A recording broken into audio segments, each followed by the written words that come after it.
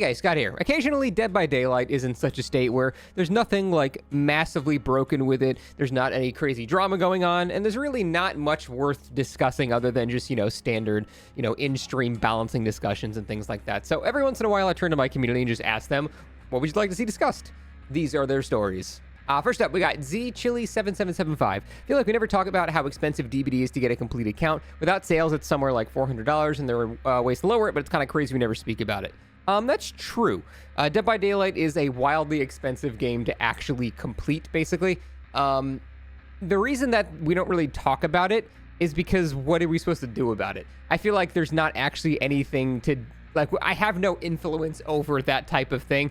I have said that they should remove perk tiers a long time ago. That would help a little bit. But with the changes they've made to the Blood Web and making it so when you prestige, everybody gets the perks now, that made the whole grind a lot easier. And short of, like I said, removing perk tiers, I don't really know what else they could do in order to make this process easier, because there's just so much shit in the game now, and they are still a business. It's not like there's a subscription fee to continue playing this game, so they need ways to generate consistent revenue in between, content expansions and things like that. And so I feel like if you want to suggest a way to make that grind easier, you need to also suggest a way to make them not lose a shit ton of money as a company that has over 1,000 people and has like 2 successful games. So when you make that suggestion, I feel like you have to make the other suggestion as well, because yeah, it'd be really nice, but it's also one of the only reasons people keep playing the game. The progression system, people have called predatory before. I don't really consider it's predatory. I do think it is based on keeping you incentivized to continue playing the game. You can call that predatory. I think predatory is a lot more deviousness, but this is just, it's a game that doesn't have a subscription fee that needs people to continue playing in the game. So I do think it is insane how much a new player has to go through in order to actually unlock everything. But at the same time, you don't really have to do that. Like, you don't have to unlock, I don't know, like Houndmaster if you don't want to play Houndmaster. You don't have to unlock any survivor if you don't want to play that survivor. You really can target farm the progression that you want. And so it is true, it's absurd how expensive it is to get a complete Dead by Daylight account. The truth is, a lot of survivors have perks that are completely worthless. A lot of killers you'll never play or have no interest in, or have perks that are not good at all, so you don't care about sharing them. You don't need everything in the game. Occasionally, yeah, like you'll have a new player watching a guide and it'll say, hey, use X perk, use Y perk and stuff like that. I don't have that, and that sucks for sure. But I think there's a line in between agreeing that yes, everything, it just takes way too much to actually get everything, but also you don't need everything as well. So the reason I don't talk about that is because I don't know how to fix that. It's a part of the game's self-sustaining nature that it needs to generate money, and without that the game wouldn't even exist. So I'm like torn. Yeah, it sucks, but also you don't need everything, and I guess that's that. Great Hollow Landlord mentioned, I would love to see another video where you read viewer killer submitted concepts. Remember enjoying the ones you made a while ago. Those were really fun to make. I enjoyed reviewing them too. The problem is people hated them. They got like no views every time I did them. So I know a couple of people enjoy watching it, but they are by far my least popular videos. I don't know why. So I guess people just really don't like that stuff. And I do need to, make content my audience wants to see. So unfortunately, people just don't seem to like those videos, so that's why I stopped making those. Mighty Bojangle says, I'd love to see you revisit old how to play X tiles properly since introduction of all the weird new loops. And I commented on this that I actually straight up don't know how to play some of the new loops. So give me a couple of more months to actually, there's that one weird snake tile. I still don't know the correct way to play that. It's like there's a weird angle for the fastball. I don't know how to do it properly. It seems like a very bad tile, but for the most part, I can't make a guide on something I'm not 100% fully confident on, because the whole purpose of a guide is for someone that's a master of the thing to explain how to do the stuff. But some of these tiles I still don't know how to run completely optimally yet. So I think I just need more time before I did something like that. Jetstreams, how would you shake up the meta? My ideal meta changes. So in my opinion, meta changes are simply just making weak things significantly stronger. That's it. When we had the whole Colubrine Eruption Overcharge thing, that whole meta only came about because they just heavily buffed certain perks. So you don't really need to do much to shake up the meta. You just need to make new builds and new killers viable. It's as simple as that. So, and we're not talking like, little baby changes. Ghost Shroud is a 2-second faster cooldown. I'm talking like sweeping massive changes, like you have the cooldown of Night Shroud, or you don't get slowed down while crouching as Ghostface, or, you know, Pig does X or Y, Z or something like that. You need to like substantially buff the weakest things in the game in order to make a new meta. And that's all you have to do. It's really not any more complicated than that. Make new things that were not viable suddenly viable, and a new meta forms. It's really that simple. Killer tier list, fun to play as, against, or stressful, frustrating. Always enjoy those. Yeah, I already made those. That exists already, so I can't help you there. It's already made.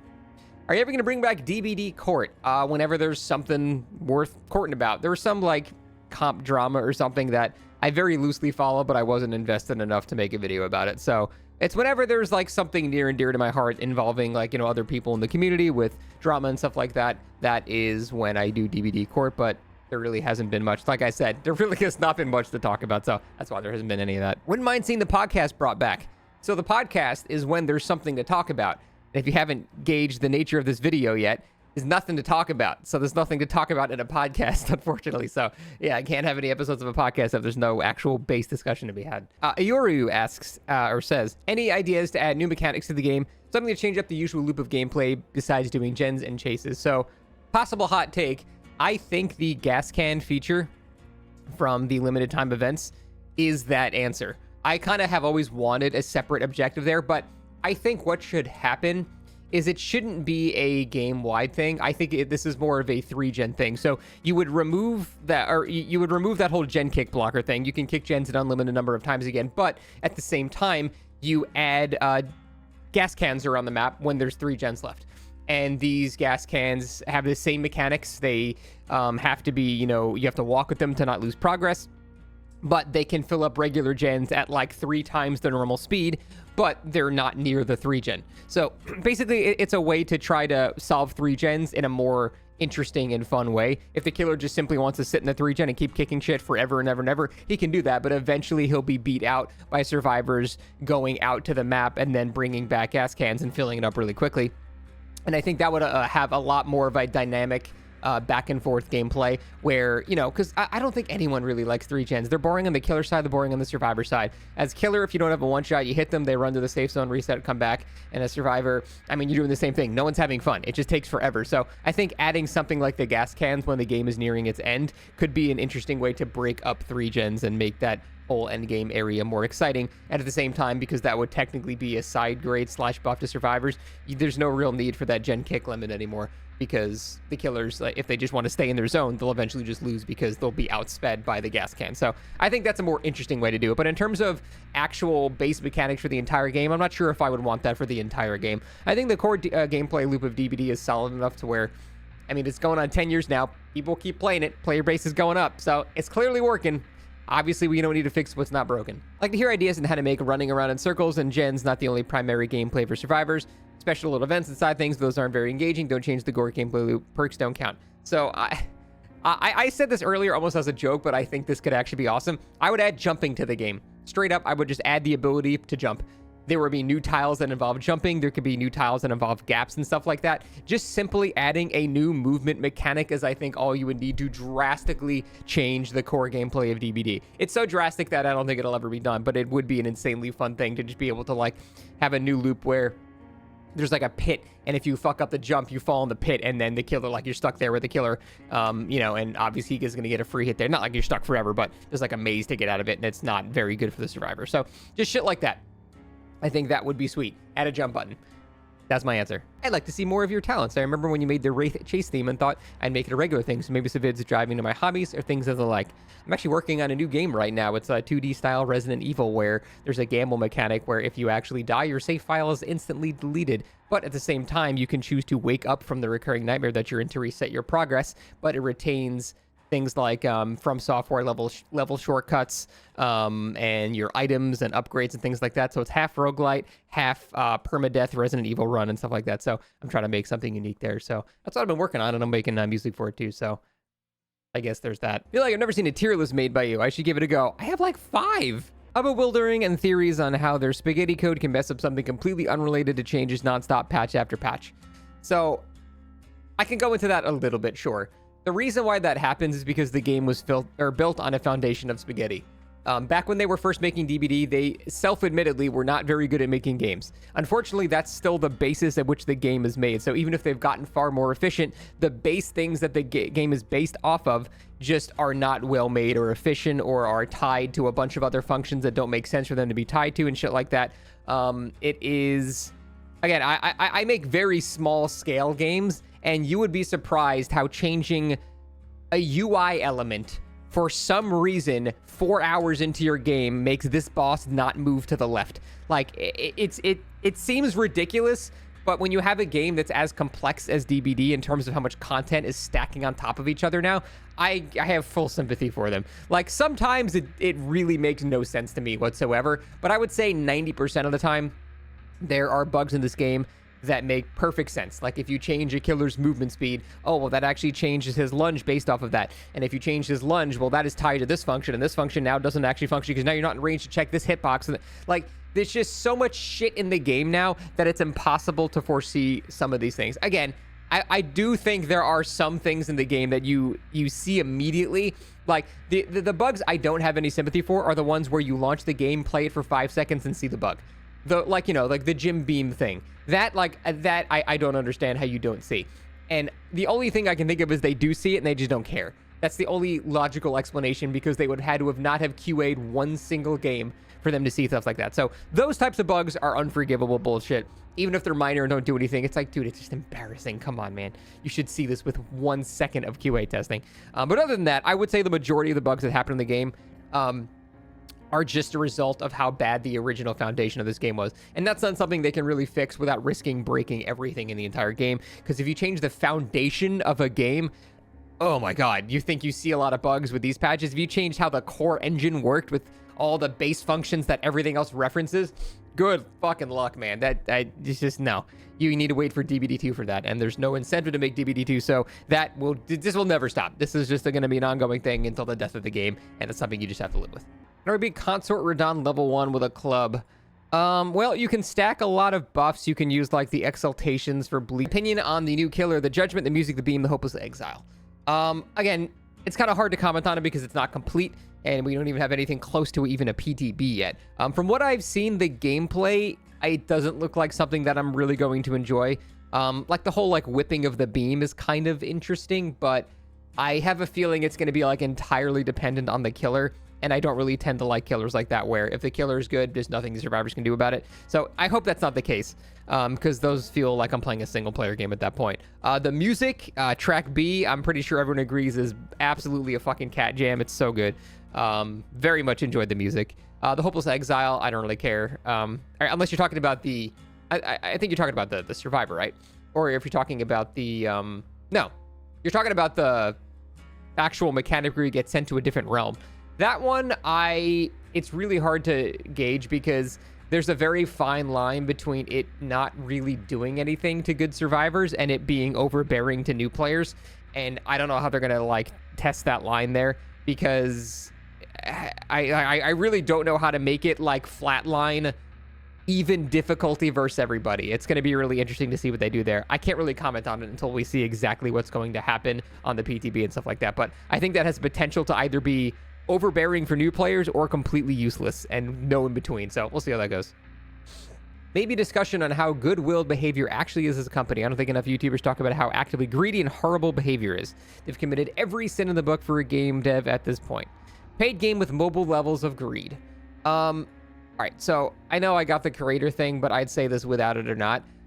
How do you expect them to maintain the game if they don't have additional ways to generate money as the game is going? Again, it's not like World of Warcraft or something where there's a subscription to play the game. The only way they make money is by selling new content. That's the only possible way that they can make money. If you don't have a lot of new content that costs money, whether it's skins or, new animations for, like, Moris, or new skin, or, legendary visceral skins, whatever you want to call them, or new survivors or killers, perks, things like that. If they don't make money off of that stuff, how are they supposed to fund the company to make the game? I understand, like, again, we've talked about how much it takes to actually unlock everything in this game, and that's one thing, but that doesn't really change the fact that they need to make, like, what else are they supposed to do? Like, truly, legitimately, suggest, what are they supposed to do? Like, how are they supposed to subsist as a company if they don't consistently generate new things for them to sell? Again, this is an unbiased take. This is just from business perspective. What are they supposed to do at that point?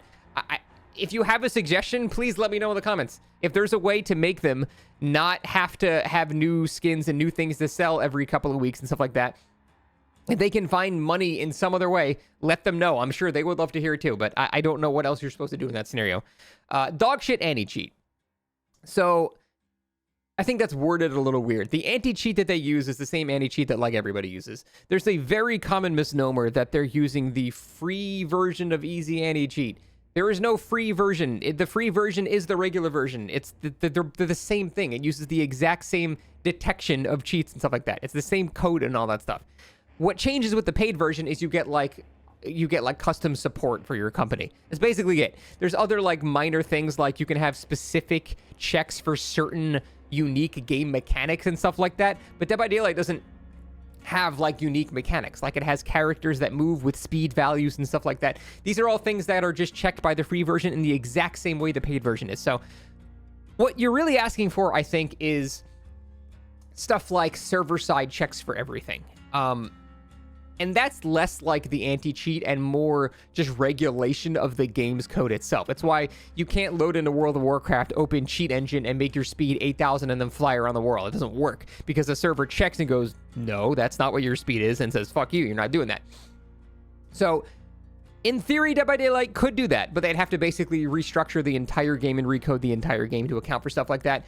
If they try to just slap it onto how the game currently works and made it say, hey, if a survivor is moving at 4,000% movement speed, kick that guy from the lobby. Obviously, that's not fair. Doesn't change the fact that cheaters can make you move that fast and then you get banned because you were moving fast due to a cheater. So they're trying to err on the side of leniency because they don't want innocent people to get banned by cheaters that can control that stuff. Now, I do think that that's silly because even when I played like Souls games in Elden Ring, I don't think you could control other people's movement. Maybe you could. I don't know. The cheats all I saw involved you just like instantly petrifying people and killing them instantly and you flying around really fast and stuff like that. But cheats where you can modify other people were less common. Although, no, I guess they did exist. No, I guess it does happen.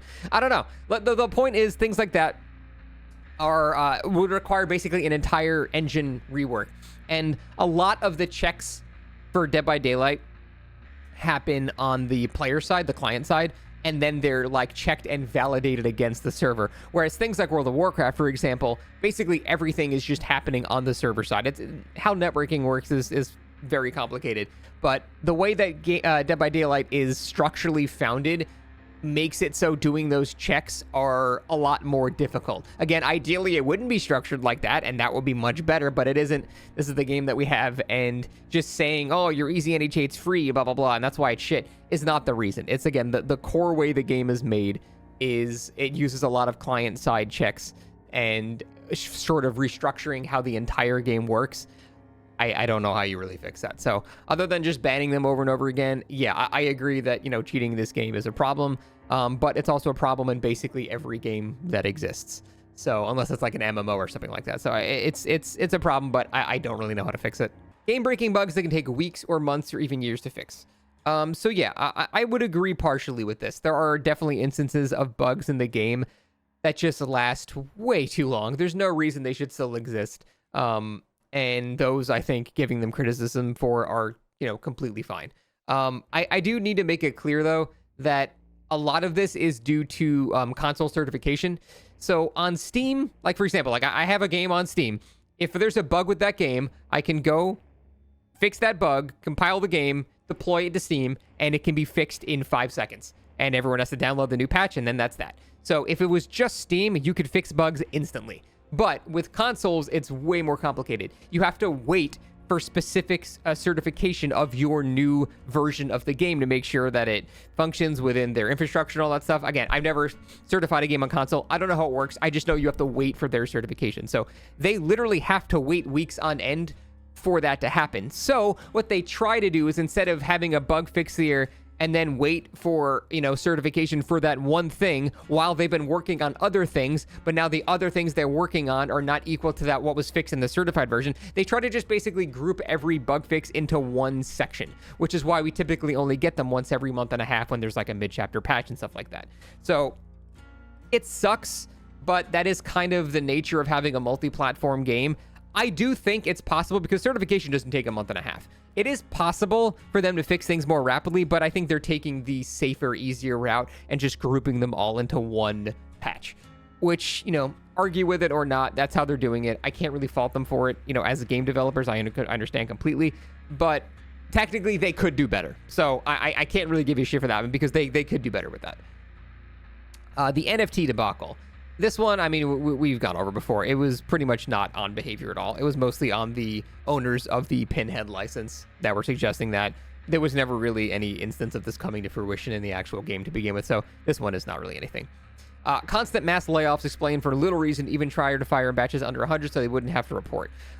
So, again, I have sympathy for people that are laid off, but this is still happening to every company, and it's still because every company made the same mistake when COVID happened. When COVID happened, basically every company grew thousands of % in terms of profit and revenue if they're in the entertainment and media industry. I myself, as a streamer, grew massively during COVID, and now it's coming back down. Equivalent levels to layoffs and stuff like that. Basically, every company just overhired due to COVID. And yeah, I know that was still like 5 years ago, but we're still seeing the ramifications of that, because it's not like as soon as COVID ended, they were like, all right, fuck you, you're out, bye. It's like a slow burn. Like, they've been trying to cut fat where they can. Again, every company has done this, but they hired too many people for too many departments that they can't afford anymore, so they're going to have to keep going back to where they were. So they still have the same employees as they did before COVID happened. It's just, this has had lingering effects on everything. And additionally, due to like just inflation and how bad the world's economy is, people are also just paying less in terms of, entertainment media and stuff like that. So every company in this type of, genre is suffering from the same combination of things. So that's why you're seeing layoffs at respectable companies all over the world. It's just unfortunately happening. So I don't think this makes them a shitty company. You typically lay people off when you can't afford to pay the entire company what you used to be able to pay them. Now, obviously, there's the whole issue with CEOs getting paid way more. I don't even want to go into all that stuff. But for the most part, this is just residuals from COVID and the current state of the world, where there's less money to go around for frivolous things like media and entertainment and stuff like that. So it sucks, but it's an unfortunate reality of things that have happened in the world, and it's not behavior specific in any way. Actively lying to the community about features or designs. MMR wouldn't be about escapes or kills. Okay, yeah, that's all it is. That's not actively lying, because the time frame between when they said that and when they implemented into the game was like half a year. So they said that it's not going to be just about that, and then they just boiled it down to, okay, yeah, fuck it, it's that. So what happened there, it's not that they lied 6 months prior, it's that they tried to do other things, and whether it was due to ineptitude or they just decided against it or whatever, they just changed what they were going to do and then said, yeah, fuck it, it's just about escapes and kills. So that wasn't lying. They just tried something, it didn't work, and then they said, okay, we'll do the simpler option. They have said that they are trying now to do a more complicated version of it, which actually accounts for skill, which I'm really hoping they do. I don't know how much faith I have in it, but I'm really hoping they succeed. But it's not really lying. They just, over a long period of time, changed what they were doing. They genuinely run their game like Prime EA. That is malarkey bullshit, bumblefuck nonsense. But at least EA usually fixes their game in a timely manner. Generally would not be shocked if the company had replaced most of its devs with AI programmers at this point, with how little they actually care. That's not how that works. You don't have AI programmers. You have programmers that occasionally use AI to generate blocks of code to save themselves a few seconds here and there and stuff like that. You don't have, there's no fucking robots programming games. It doesn't exist. And maybe it'll exist 20 years from now, but this is not even a real thing that exists. So I miss Dark DBD. I don't know exactly when it was, but it was whenever the map started to get bright, started the downhill tumble. It was never perfect, but I love DBD in its earlier 2019 flawed state. Just enough killers variety for dark, scary, frustrating, ridiculous, rage-inducing, hilarious, novel, nothing like it fun. So I don't think I agree.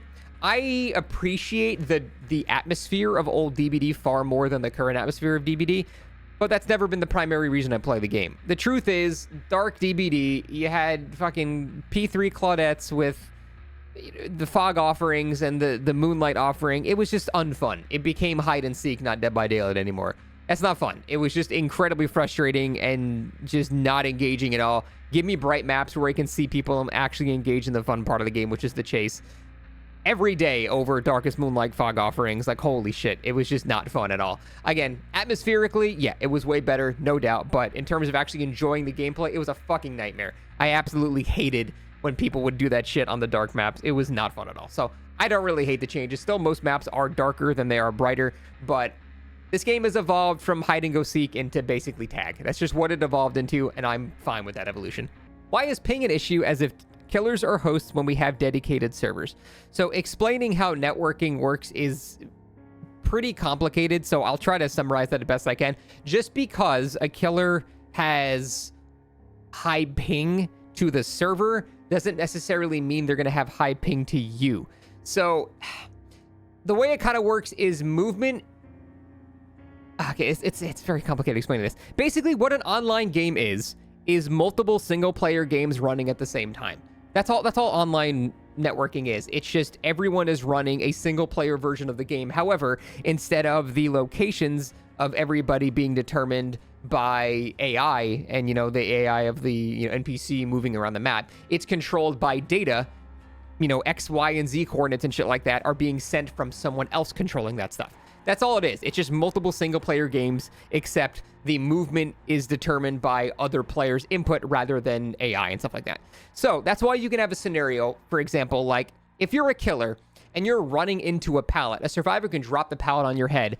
You can clearly see it land on you, but nothing happens. This is because the survivor has high ping to the server, but you don't have high ping to the server. So what happens is the survivor on their screen has already dropped their pallet, but you haven't seen that happen yet. But the technical impact of that pallet dropping is based on what you're seeing. So what'll happen is you'll run into the pallet, but the pallet's already been dropped. So you don't actually get stunned by it. You'll collide with the pallet and go, how did I not get stunned by that? That's so weird. At the same time, you've probably noticed if you've been in the range of the pallet, but then you back up away from it, if a survivor's got bad ping, you'll probably realize you're getting stunned a really, really long distance away from that pallet. That's because the survivor on their screen saw that stun actually happen.